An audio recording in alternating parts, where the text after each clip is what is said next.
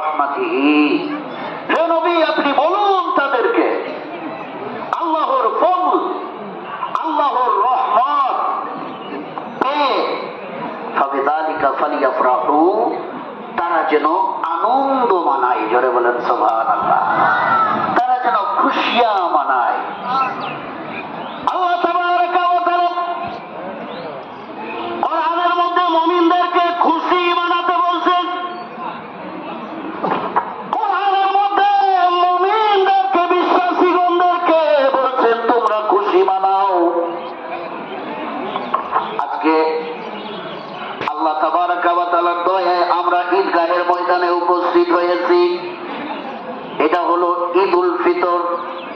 এরপরে যেটা আমরা ঈদের নামাজ পাবো সেটা হলো ঈদুল আযহা।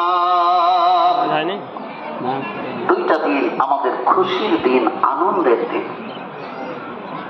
এই দুইটা দিন আমাদের আনন্দের দিন। কিভাবে আনন্দ? আমার দিকে ধ্যান, আমার দিকে ধ্যান। কিভাবে আনন্দ?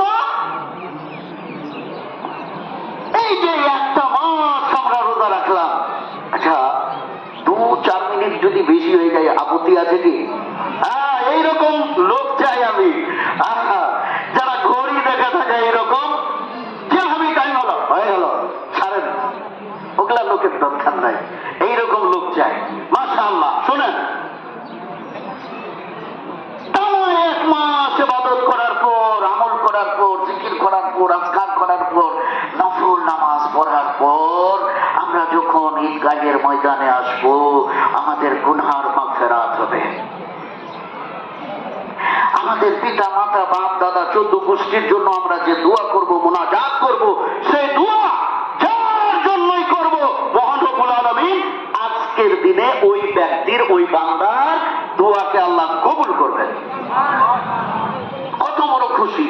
আর সবচাইতে বড় খুশি হলো মহান রব্বুল আলামিনের দরবারে বকশিশ, অর্থাৎ